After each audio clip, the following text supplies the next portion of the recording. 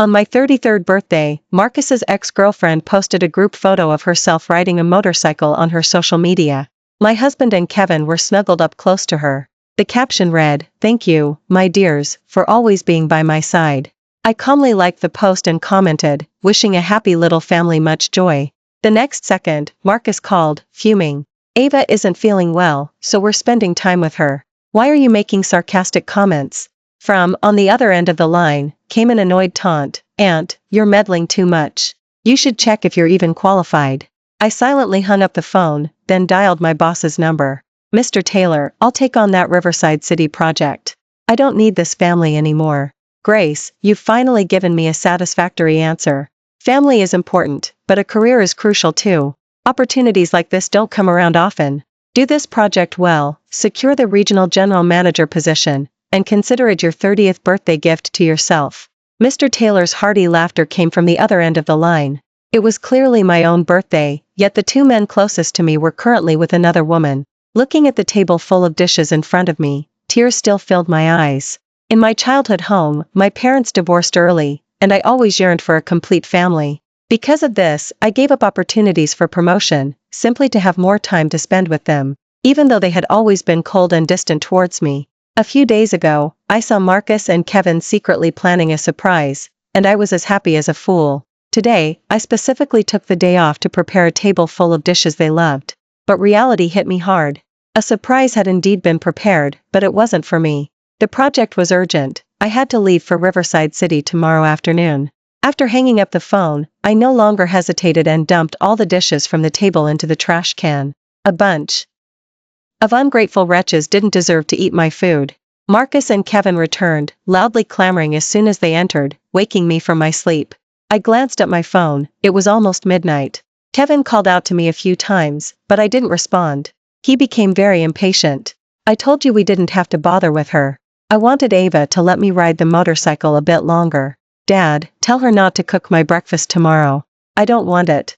A little while later, Marcus tiptoed into the bedroom after showering. Then a pair of hands wrapped around my waist, and I felt a tingle in the crook of my neck. His tone was ingratiating. "Wife, I only see Ava as a younger sister. She hasn't been feeling well lately, and I'm afraid she might get depressed, so I just took some time to go out with her. I know it's your birthday today. I just sent you a cash gift. Will you check it?" Having been woken up, I was fuming with anger. Marcus's words disgusted me even more. I peeled his hands off and gave him a hard kick. "Get away from me, you filth." Marcus, wincing in pain, angrily stood up, pointing at me and cursing. "I've lowered myself to explain to you. Why are you still being difficult? If and I really had something going on, you wouldn't have been the one to marry me. You're always wearing a gloomy face, even our son doesn't want to be close to you. You're the one who needs to reflect. I'm sleeping with Kevin tonight. You think it over." The door slammed shut with a bang. I couldn't help but laugh, mocking my own naive love. Every time we argued about Ava, I was always in the wrong, because I was jealous, because I wasn't good enough. They, father and son, treated me this way as a matter of course, simply presuming upon my expectations for this family. All of this was my own doing. Early in the morning, Marcus busied himself around the house, preparing breakfast. Seeing me come out fully dressed, he was surprised for a moment, but still smiled. "You've been working hard at home lately. Today I'm making breakfast, so come quickly and eat." The carrot and stick approach. He was planning to put the matter behind us. I glanced at the food he prepared and sneered. "Ava is the one who likes Western-style breakfast. I have a sensitive stomach and can't drink cold coffee. Don't you know that?" Marcus's smile froze for a moment. Then suddenly, Ava's knocking came from the door. Under my mocking gaze, Marcus still reluctantly opened the door for Ava.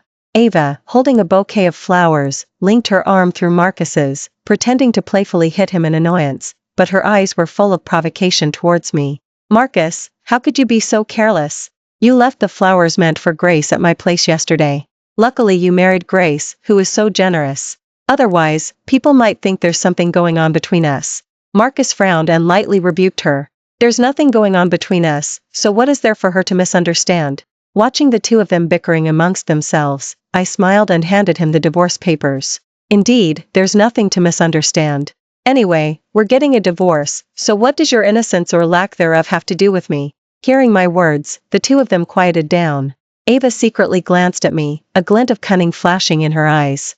Marcus's face turned ugly, and he immediately grabbed my hand. You want a divorce over such a small matter? Is it really necessary? My wrist was throbbing from his grip. I kicked Marcus in the shin and pulled my other hand free. I gave him a disgusted look, returned to the room, and dragged out my already packed luggage. I'm not here to negotiate with you, I'm just informing you. Remember to sign. Ava, who was nearby, suddenly grabbed my other hand, pretending to dissuade me. Oh, Grace, why are you suddenly acting so rashly? I can explain. I pushed her away in disgust, just wanting to drag my luggage and leave. But who would have thought he would actually sit directly on the ground, continuously crying out in pain. Suddenly, I was pushed from behind. Wearing high heels, I stumbled forward a few steps and fell directly to my knees. A sharp pain shot through my knee, and I broke out in a cold sweat. Only to see Kevin hurriedly helping Ava up, eagerly asking about her condition. The next moment, he angrily yelled at me. If anything happens to Ava, I'll never forgive you. My eyes red-rimmed, I looked at the son I had carried for 10 months. 10 years of raising him were truly for nothing. Hearing say that I was divorcing his father, Kevin instead became excited, affectionately hugging Ava's arm. That's perfect. I wish I didn't have this mother, always being so bossy. Ava, why don't you be my mom? After saying that, he was still so angry that he snatched my work laptop and violently threw it to the ground. He then stepped on it, cursing. Ava is too kind to fuss with you, but I won't tolerate you. Don't you like work? Go on, leave. No one welcomes you in this home. Marcus pulled back Kevin, who was venting his anger, and said to me, Alright, stop making a scene, everyone's laughing at us. Apologize to Ava, and this matter will be over. Be a laughingstock? Haven't I been laughed at enough already? Facing smug expression, I sneered inwardly. When the pain subsided, I shakily stood up. Silently pulling my suitcase, ignoring them, I only left one sentence. After the divorce, Kevin is yours, and I'll take every penny I'm owed. Kevin behind me let out a triumphant cheer. An unyielding Marcus chased after me, his face ashen. Grace, don't be so shameless. Don't actually think I won't divorce you. You're already 30, who else would want you besides me? With a smack, I raised my hand and slapped him. Under his disbelieving gaze, I looked at him coldly. This is what you owe me. If you're not afraid of making a fool of yourself, then keep on cursing. The taxi arrived, and I got into the car with UT looking back. Tears flowed down my face uncontrollably. I recalled Marcus's words when he proposed, marry me, and I'll give you a home. His words deeply drew me in. My younger self was always full of hope for the future. Even though I was alone, following him to settle down in an unfamiliar city, my heart was still full of courage. But I still succumbed to reality, and walked the path of divorce. But I don't regret it. Marcus showed me with his actions that a forced relationship never works out. 10 years of youth were just a lesson learned. I can walk the rest of the journey better alone. Arriving in Riverside City, I quickly immersed myself in work, putting Marcus out of my mind. My phone received unusually thoughtful messages from him every day. It wasn't that I hadn't worked overtime before, but coming home exhausted after a day of work, only his dissatisfaction awaited me. His current pretentious act truly made me sick. I immediately sent him the electronic divorce papers. The messages stopped for a few days, then Marcus directly called me, his tone tired. Grace, I'm begging you, I don't want to divorce you. Can we just work through this? You're my wife, and Ava is like a sister to me. I don't know how to choose, I don't want to hurt anyone. I promise you, once she gets married, I'll stop seeing her, okay? I laughed bitterly. How could this man exemplify having your cake and eating it too, so vividly? He kept saying he didn't want to hurt anyone. But when I was sleepless throughout my pregnancy, he went with Ava to climb mountains and watch the sunrise. When I was hospitalized with a fever, he went with Ava to set off fireworks by the sea. Every time I needed him most, he was always by Ava's side. And even now, he calls me Grace, but Ava is Ava. Everyone knows where his heart truly lies. Recalling the past, there was a time when he only had eyes for me. In my first job, I encountered workplace sexual harassment. Fresh out of college, I didn't dare blow things up, I would only secretly hide and cry. But within a few days, I received a call from the police station telling me to pick someone up. When I arrived, I saw the boss who had harassed me had been caught, his head down, not daring to look at me. It turned out to be Marcus, who, to get justice for me, had secretly snuck into the company, obtained the surveillance footage, and reported it to the police. He had fought with the boss, and his face was bruised. But he didn't care, happily cupping my face and saying proudly, "As long as I'm here, no one can bully you." In that moment, we only saw each other in each other's eyes, both sincere and passionate. But hearts can change. Not hearing my reply, Marcus's tone grew a little impatient. "Grace, please forgive me." I remained silent. However, from the other end of the line, Kevin's even more urgent voice suddenly came. "Dad, Ava has fainted. Come quickly and see." The next second, the call was hung up, leaving only one sentence. "I'll come find you later." Staring at my phone with a black screen, I was used to this situation.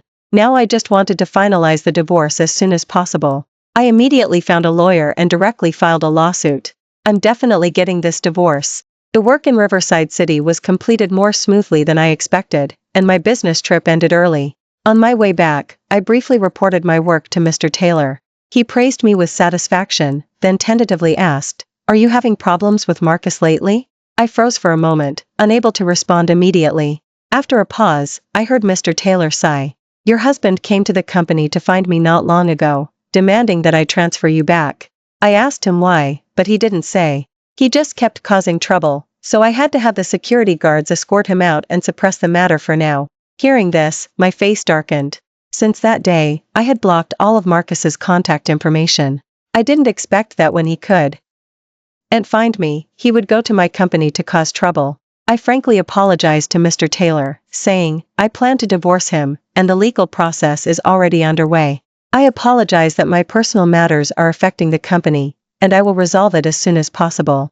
"Mr. Taylor, is the offer you mentioned earlier about sending me to Riverside City as regional manager still on the table?" After a moment of silence, Mr. Taylor replied seriously, "Of course it counts. I can't interfere with your personal matters, but professionally, we'll be the best partners. Since you've thought it through, I'll expedite the transfer." After receiving the affirmative reply and exchanging a few pleasantries, I hung up the phone. Then I opened my contacts block list and coldly looked at Marcus's name. Taking a few deep breaths, I dialed his number. The phone rang for a few seconds, then connected, and the next second, Marcus's enraged roar came through. "Grace, what's wrong with you, blocking everyone? You. Never mind. You'd better come to the hospital right away. Kevin had an accident."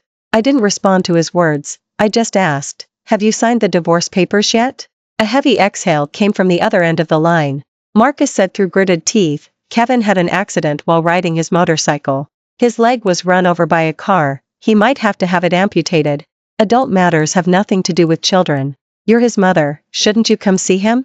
You experienced your parents' divorce and helplessness too. Can you bear to let your son be like you?" And I calmly replied, "He said he didn't want to recognize me as his mother, and I said after the divorce, his custody would be yours. As a father, you and Ava taking care of him would actually be better for him." On the other end of the phone, there was a long silence, so long that I thought he had forgotten to hang up. Den's demeanor weakened considerably, his tone almost pleading. "Ava and Kevin we in the accident together. I'm already exhausted taking care of her. Please, go see Kevin. After they're both discharged, we can properly discuss the divorce." I sneered inwardly. So this was his real purpose. He never thought he was in the wrong, he just didn't want to lose a free live-in nanny and had to repeatedly humble himself before me. But my intuition told me Marcus hadn't told me everything. After hesitating for a moment, I decided to ask Mr. Taylor to help me find someone to investigate Kevin's accident. Mr. Taylor readily agreed to my request. After a moment of thought, I still decided to go to the hospital. Arriving at Kevin's hospital room, I saw his right lower leg was encased in a thick cast. He lay pale on the hospital bed. Martha had also come from the countryside and was currently cursing loudly. Marcus looked ashamed, while Ava had her head down. I couldn't discern her expression, but she also had many bandages wrapped around her body. Kevin, lying on the bed, was the first to see me. With a tearful voice, he cried out, "Mom, my leg hurts so much." Marcus let out a sigh of relief, looking at me with some expectation. Martha, who was standing nearby, rushed over excitedly and grabbed my hand. "Grace, you're finally back. Come quickly and see Kevin, this poor child. You just had a few arguments and now you're making a fuss about divorce? What kind of behavior is this? In the countryside, you'd be called overly sensitive." I frowned slightly and subtly pulled my hand back. Martha paused, looking embarrassed, but quickly, as if nothing had happened, continued to persuade me. "I know you've been wronged. I've already scolded Marcus, and he knows he was wrong, so just forgive him. As for Ava, I'm already helping her find a partner. Once she has someone, Marcus will have more time for you. I didn't speak. I knew she was just putting on an act. Martha had disliked me for a long time. Ever since I married into the Song family, she had never given me a kind look. When we got married, Martha, in front of everyone, took out a pair of heirloom bracelets and said, "These are the Song family's family heirlooms, given to every generation of daughters-in-law, but you're not my choice, so you don't deserve them." Amidst everyone's laughter, Martha openly took them back. Later, I saw those heirloom bracelets in Ava's social media post. Seeing that I was not swayed, Martha gritted her teeth and forcefully slapped Ava's arm. Then she glared at Ava. Marcus's brows furrowed as he quickly stepped in front of Ava, stopping Martha. "Mom, Ava still has injuries." Ava's body trembling, she slightly peeked her head from behind Marcus and forced a stiff smile. "Grace, I truly never intended to interfere in your marriage with Marcus. I'll listen to Godmother and immediately find a partner, and no longer appear before you." The few of them stood together, staring intently at me. Watching their performance, it made me seem like the unforgivable, unreasonable person. The air fell into an eerie silence. It was young Kevin who broke the stalemate. He frowned and pouted. "Mom, I'm so hungry. The hospital food is so bad. I want to eat your cooking. Please go home and make me something." I stared at Kevin and asked, "How did your foot get injured?" Kevin's eyes began to dart around, and his speech became stuttering. "That driver was careless. I was riding perfectly fine." Although it was only for a split second, I saw him instinctively glance at Ava. I raised an eyebrow and didn't say anything more.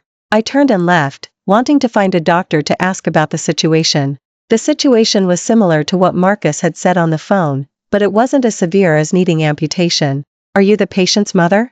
Then you need to properly manage the people in your family and control the child's diet. The child's leg bone is fractured now and will require further surgery. We have repeatedly warned against giving the child irritating foods during this period to prevent the wound from worsening. In severe cases, there's still a possibility of amputation." The doctor opposite me complained for a while and shook his head as he left. I could tell immediately that Martha must have given in to Kevin's pleas and secretly fed him something. Kevin didn't initially dislike me this much.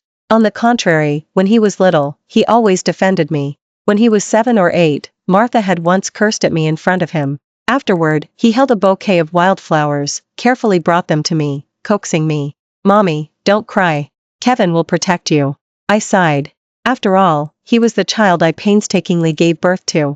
If he truly realized his mistakes and repented, I wouldn't mind filing a lawsuit, finding a way to regain his custody, and properly guiding him to get him back on track. Arriving at the hospital room door, they still hadn't left. I was about to go in and relay the doctor's instructions when I heard Kevin's laughter. "Dad, wasn't my acting good just now? Don't forget the game console you promised me. Ava is still the smartest." My idiotic mother was completely fooled. A chill ran down my spine, and I watched their smiling faces through the small window in disbelief. Martha proudly pulled up a chair and sat down. I almost couldn't hold it together just now. If I had to rely on her to serve my precious grandson, she would never make me speak humbly to her. This period has been exhausting for me. "And, can we really get this amount for my grandson's compensation?" Martha extended 5 fingers, her eyes glinting with greed. As I was wondering what that meant, Ava, who was nearby, thoughtfully walked behind Martha and began to massage her shoulders. Then she whispered a few words in her ear, and Martha burst into a wide smile. "Ava, let's be clear first. This money is my grandson's compensation, and you can't touch it. But don't worry, once my grandson recovers, I'll deal with Grace and see what other trouble she can cause." Kevin also chimed in. "Ava, don't worry. Whatever you want, I'll buy for you. If you want my mom to serve you tea and water, she can do that too." Marcus listened, merely smiling indulgently, and didn't refute anything. The one who chilled me most was Kevin. Sure enough, he's a song. Watching take out a box of roasted duck takeout from the drawer, I pressed the record button on my phone and left without looking back. If an amputation truly happened, they would have only themselves to blame. Soon, I found out about the compensation money. The people Mr. Taylor helped me find were very professional and quickly investigated the matter thoroughly. It turned out that the person who hit Kevin was a rich second-generation heir. Because it was quite dark at the time, the person didn't notice why someone suddenly fell out, and the car directly ran over them. The rich heir immediately took the person to the hospital. The police hadn't even had time to investigate when the matter became a big sensation the next day, and even all of the rich heir's personal information was exposed. Under public pressure, the rich heir chose to settle privately with money, but was relentless and made a scene at the person's company. That company was in an important phase of going public, so the rich heir could only accept his bad luck and privately promised to give another 500,000. After hearing this, I always felt something was off. Seeing the investigator hesitate, I knew he hadn't finished speaking. Sure enough, the next moment, he handed me a USB drive, telling me to look at the contents first. That was evidence taken at the scene of the incident, from a dash cam of a small car. The audio recording, due to distance, was intermittent. It's fine. I'll control it. The compensation money can buy the latest car. Although the video was very dark, it perfectly captured clearly, just as the car from the opposite direction was approaching, Ava personally kicked Kevin's motorcycle down. I furrowed my brows. Next, the investigator said, besides this, I also found videos spreading online, all disseminated by one person, and that person is one of the parties involved. The implication was that they were completely staging it. So did Marcus know about this? What I could find out, the rich heir could also find out. Because of this matter, his company suffered many losses, and he is preparing to file a lawsuit with a lawyer. The penalty certainly won't be light. If I reminded them now, if they could voluntarily surrender and directly apologize, then their sentence could be reduced. But why would I do that? Marcus had always been scheming against me, but he didn't know that his dear sister was also scheming against him. This is karma. And, for the sake of pleasure, didn't hesitate to harm his own body. Since that's the case, no matter the outcome, he must bear it himself. As for Ava, she deserved to be punished by the law. I moved out and found an apartment to stay in for now. The new appointment had already been approved, and I was busy with the final wrap-up work. Faced with a barrage of calls from Marcus's family, I ignored all of them. After a week, my phone suddenly displayed a message. The president of Synergy was blackmailed. The suspect attempted to escape but was captured. I instantly realized, wasn't that Ava? Opening my phone, sure enough, the internet was flooded with her photos. When she was captured, she was in a motel. Was she trying to flee early? The next second, Marcus called, but his tone was unusually calm. Come out for a moment, let's finalize the divorce proceedings. I raised an eyebrow. Ava has been arrested, and he's still so calm. What's gotten into him? Marcus being willing to sign the divorce papers was a good thing for me, but I still kept my guard up. I sent my assistant my live location. Then I got into Marcus's car, and neither of us spoke a word. After a while, I realized something was wrong. This wasn't the way to City Hall. Marcus, are you going the wrong way? I pretended to be calm, my hand secretly slipping into my close pocket, quickly tapping away. But he didn't speak, continuing to drive in silence. Seeing that the surroundings were becoming increasingly desolate. Marcus, where are you trying to take me? If you don't stop the car, I'm calling the police. As I spoke, I pulled out my phone. Suddenly, he slammed on the brakes. My phone flew out, and my chest was painfully jolted by the seatbelt. Marcus, what's wrong with you? Marcus gripped the steering wheel tightly, his eyes bloodshot. Call Taylor now and make him find a way to plead with someone to withdraw the charges against Ava. She's still so young. If she goes in for 10 or more years, her life will be ruined. I scoffed. Do you even know what she did? Her arrest is her own doing. I'm telling you, I've already called the police. Let me go immediately. Hearing this, Marcus's face turned ugly. He snatched my phone before I could, seeing 911 connect. He said in a joking tone, "Officer, I'm sorry, we're just playing a prank." Then, after hanging up, he immediately turned off the phone and threw it into the grass outside. While he wasn't paying attention, I quickly got out of the car and ran desperately towards the open space. But I hadn't gone far when my hair was yanked. I cried out in pain, turning to see Marcus's menacing face and the small sharp knife in his hand.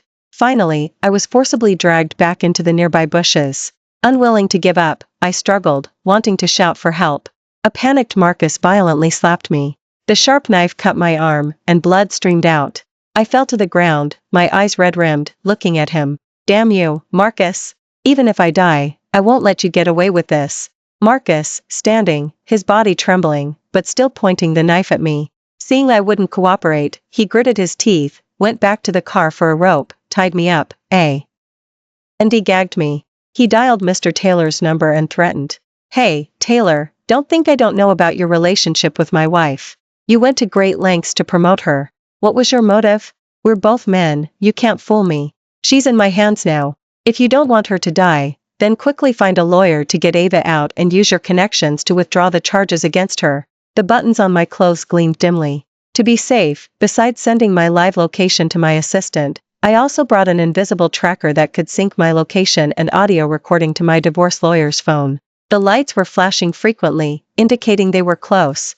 Mr. Taylor was negotiating with him. Seizing the opportunity, I kicked him hard. Marcus squatted down in pain and roared, "Grace, do you want to die?" Just then, a police officer appeared with a gun raised, loudly shouting, "Don't move." The moment Marcus froze, a police officer from another direction rushed out, disarming him of the knife and pinning him firmly to the ground. My lawyer rushed over and untied me. Restraining his voice, he continuously comforted me. Watching, his face ashen, being forcibly taken away by the police officer, the pent-up frustration in my heart lingered for a long time. After finishing the statement, it was already night. Stepping out, I encountered Martha making a huge scene outside the police station. Seeing me, she pounced at me like a madwoman. "You wretch, how dare you call the police on my son? You jinx, I shouldn't have let you through my door in the first place." The police officer reacted quickly and stopped her. Martha cursed resentfully. I gave her a cold glance and left directly. Because was suspected of intentional assault, under the lawyer's strong push, he had no choice but to sign the divorce papers. A few days later, I received a call from the prison, saying Ava wanted to see me. That rich heir acted very quickly. No lawyer in the entire city was willing to defend her. Ava's case was quickly judged, and she was directly sentenced to 10 years in prison. Why did she want to see me at this time? In the end, I still decided to go see her. Ava had lost her original vibrancy. Her face was sallow, her eyes sunken, as if she had become a different person. Her eyes stared motionlessly at me. "Aren't you sad? Don't you hate? Your marriage was ruined by me, your son is crippled, your husband has also been arrested. Why aren't you sad at all?" Watching her become increasingly hysterical, I smiled. "You called me here today just to see me sad? Then I'll have to disappoint you. I've already divorced Marcus. If you want him, you can marry him after you get out of prison. As for Kevin, he was awarded to his father. Whatever happens in his future life has nothing to do with me. How you a happy little family live is your business. Not only that, I've been promoted and will soon leave this city." Hearing my words, Ava opened her mouth, wanting to say something, but couldn't.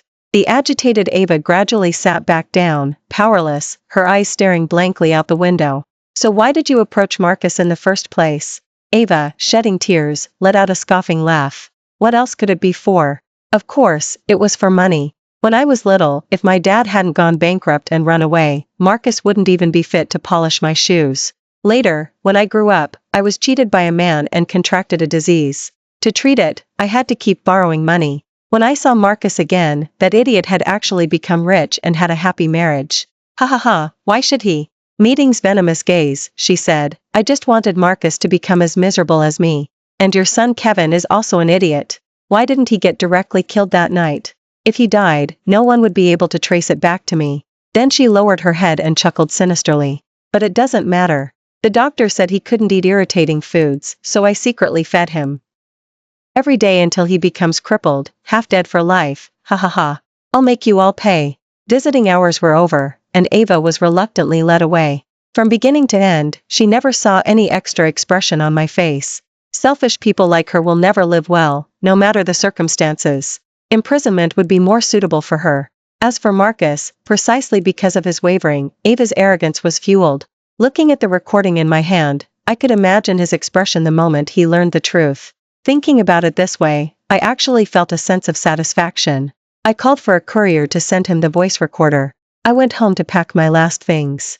I didn't have many belongings, and they were quickly packed. Dragging my luggage, I came downstairs, only to encounter Marcus, his hair disheveled.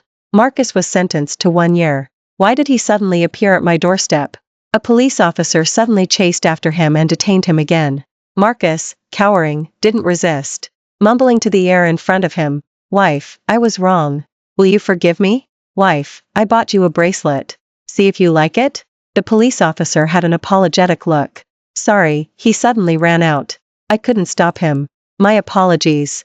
I glanced at Marcus. He seemed to recognize me, yet also didn't. He seemed to have lost his mind. The police officer didn't recognize me, and sensing my confusion, added a couple more sentences. This person also brought it upon himself. For a mistress, he ruined his home and became a shadow of his former self. After listening to the voice recorder his ex-wife sent him, he had been causing a scene at the police station demanding to be released. The hospital called today, saying his son's leg injury had relapsed and he was sent to the emergency room. To save his life, an amputation surgery was performed, and he suddenly became like this. He pointed to his head. Now that there's no one left in his home, he can only come back himself to pack some clothes before going to the detention center. The police officer escorted him, walking towards the house. I didn't bother anymore. All of this was his own choice. Arriving in the new city, I immersed myself in developing my new career. Every day was busy yet fulfilling, and I met more like-minded friends. Occasionally, I'd still hear people mention Marcus's family. After his amputation, Martha couldn't afford the exorbitant medical fees, so she had no choice but to take him back to the countryside. I heard that he became moody and unpredictable. He caused a lot more trouble, and Martha had to keep him confined at home. As for Marcus, a few months later, he was diagnosed with a mental illness and had to be released early from the detention center, sent directly to a psychiatric hospital. As for Ava, I never heard from her again. Looking at myself in the mirror, I saw a more refined version of myself. I felt increasingly pleased. I confidently walked into the banquet hall to attend the headquarters annual awards ceremony. My own wonderful life was just beginning. Thank you for watching today's story. If you enjoyed this video, please give it a thumbs up and share it with your friends. We look forward to hearing your thoughts in the comments section. Feel free to share all your opinions, and don't forget to subscribe to our channel for more exciting stories. See you next time.